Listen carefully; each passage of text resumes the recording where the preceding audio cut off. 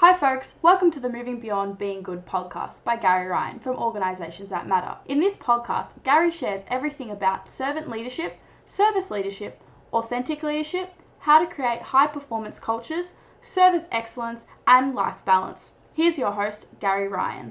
Hi folks, this is Gary Ryan and it's a pleasure to be with you.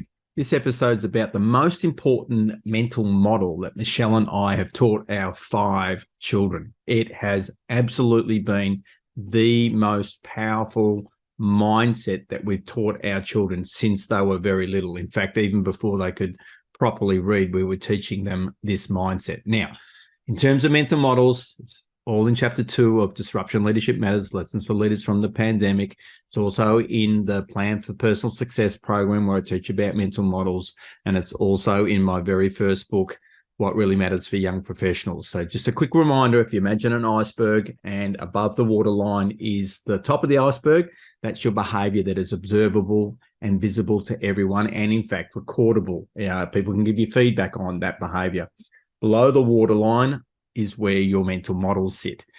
And your mental models are your theories about how the world works. You cannot not have mental models. It's impossible not to have them. We know from a neuroscience and an evolution point of view, human beings needed to be able to work out in the distance if that shape was friend, foe, food, whatever the case may be. But we had to be at distance based on limited data, because if it was foe, if it was dangerous, if it was something that could attack us, we didn't want to be too close to it.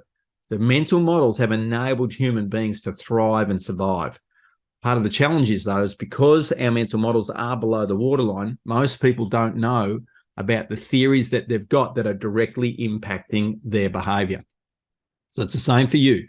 Your mental models directly impact your behavior. And in my professional work and my coaching and the work I do in organizational cultures, I help raise that iceberg out of the water so that people can become more aware of their mental models. And the issue with your theories about the world that come from your life's experience, they come from your national culture, they come from your work experience, right from the first time you ever got a job, they come from your family experience, whether you got a religion or not. And if you do have a religion, what sort of theories that religion's teaching you to have is where our mental models come from.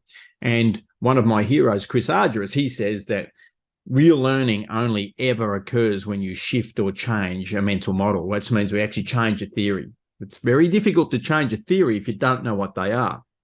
Now, because our evolution has caused us to be able to judge things with limited data from a distance, one of the things us humans like to be is we like to be right. So we like to be correct. And any of you in a relationship will know, if you think of your partner, we like to be right, okay? As a result of that, what we do is once we get a mental model, even if it's subconscious, we go seeking information that reinforces that mental model, okay? Because we like to be right.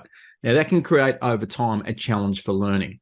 Now, Carol Dweck talks about a growth mindset. So a growth mindset is when we have deliberately formed mental models, conscious mental models, that I'm always learning. I'm always open to learning. Now, a fixed mindset is when, yes, I'll learn, but only within the lane where I feel comfortable. So I'm not going to be vulnerable to move out of that lane into areas where I might not know, because I don't want to be seen as being incompetent and vulnerable as a result. Whereas the growth mindset embraces that vulnerability. So now that we've just refreshed what we mean by mental models, I'm sure you'd like to know, what is the mental model that we taught our children? And this mental model was tested by the pandemic, folks. This is when it really got tested. We had a belief, Michelle and I had a shared mental model. And that's the other thing about mental models. When you create shared mental models, all you leaders out there, it's one of your most important jobs is to create shared mental models or shared theories about what the team or the organization is trying to do and what success looks like. And equally, how we're going to get there together. We need to have those things shared and explicit. It's obviously a lot of the work that I do in my professional work with my coaching and culture development work, where we help develop those shared mental models and then make sure that your systems and processes actually support them. So now you're still wondering, what's that mental model that Michelle and I taught our 5 children? And what it was and is to this day is that they are the ones who are responsible for their learning, not us. Our children have been taught that they are the ones responsible for their learning, not their parents. So what does that look like in a practical sense? So when they were little, yes, of course, we started reading with them. At night time, we would read and tell stories. But as soon as we could, we would get them to the age and say, okay, you like reading? Yes, I like reading. Well, now reading's part of your responsibility. It's part of your learning. Now, it's important that you bring the book to us, and we will always be available when you do, but you bring the book to us, so we will read with you and we will help you.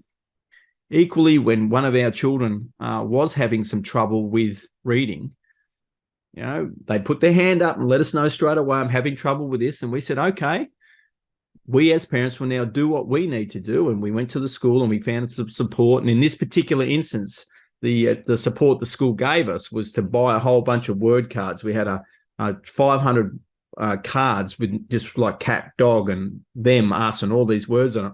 And then it was just to play games with that child who was 5 at the time and create sentences, starting off with 3-word sentences and so forth. And because we taught this mental model to our child, he was able to, be the instigator. Come on, let's play those games. So even though he was having trouble learning because of what we did to support him and because he owned his learning, even at that age, within a week, he was reading fluently. Seriously, within 1 week. Okay. And when that problem arose, our mental model of us demonstrating that was, well, we didn't know how to handle that situation. The older children hadn't had that problem. So we didn't know. So we went to the experts. Where were the experts? Well, the experts are at school. So let's go there and ask them. And within days, we got the answer to actually help us come up with the solution. Now, all along the journey, what Michelle and I do is we look for opportunities to reinforce to our children. That's exactly what being responsible for your learning is. So let's come to the pandemic. So our youngest child at the time is in year 4 in elementary or primary school here in Australia. And they're doing 1-hour class in the morning, and then they've got some work to do before they're finished work. Remember, we're in lockdown. So I come out of my office after a session, my home office where I am right now, and I go to make myself a coffee, and I notice that my youngest son is on his phone FaceTiming one of his best friends who also has the same name. And I'm, that's great. I'm thinking they're just chatting. But as I'm making myself the coffee, I noticed that they were talking about schoolwork. And then I noticed even more, the whole conversation was focused on schoolwork. So I came back and I said to my son, Darcy, I said, oh, Darcy, what are you and the other Darcy doing? He said, well, look, we work really well at school. Now, at this stage, they weren't in the same class. They'd previously been in the same class, but when they were in year 4, they were in separate classes. But they knew that they worked well together. So they had reached out to each other independently and arranged to follow up after their school session to do the work, to work together to get the work done so then they could go and play. What a wonderful example of being responsible for your learning. So I said to Darcy, and in fact the other Darcy, I said, Darcy's, that is a great example of being responsible for your learning. And I said to my Darcy, the other Darcy's not sure what that means. You can explain it to him. So as I walk off, I could hear my son explaining it to his friend what that meant. And folks, this is the thing with this mental model. You've got to catch your children doing it. Initially, you've got to support it and nurture it. So they're not going to do it 100%. But as they start to do it, you've got to keep saying, that's what it looks like. That's what it looks like. That's what it looks like. They go to their sports training. Okay, what are you going to focus on at your training? Oh, I'm not sure. Okay, when you're responsible for your learning and you like this sport, what might it be? Okay, I'm going to focus on my 3-point shots, or I'm going to focus on my kicking, or I'm going to focus on my hitting, or I'm going to focus on how I get my knee lift going.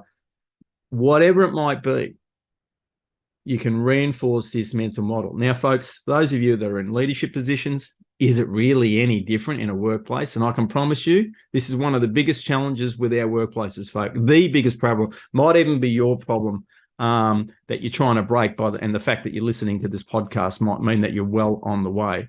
But far, far, far too many people hand over responsibility for their learning to their employer. I'll say that again, far, far, far too many people hand over responsibility for their learning to their employer. Now, what if the employer doesn't train them properly? I mean, folks, we think with the internet arriving in 1993 in Australia that's had such a massive impact on our lives, it's not funny.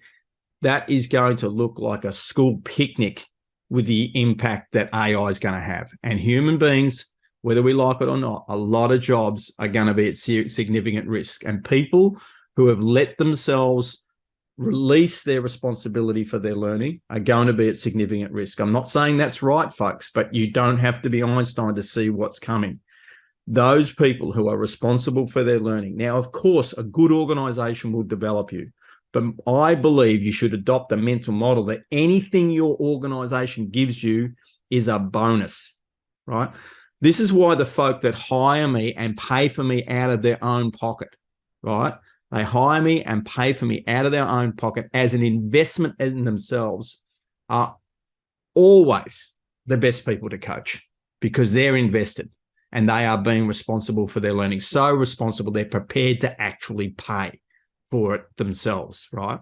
Now, of course, we deliver many times over return for those people with job opportunities and things like that, and or just being much more happy with the way their life works because of the life planning side of it that we bring into our coaching all of the time. So the final word here, folks, is I really strongly urge you to consider adopting being responsible for your learning yourself. And then secondly, if you have children, teach it to your children. And thirdly, if you're a leader in an organization, teach it to the people you're leading in the organization. What are they doing to be responsible for their learning? Once again, this is the Moving Beyond Being Good podcast. I'm Gary Ryan, your host from Organizations That Matter, and I look forward to delivering the next episode. Bye.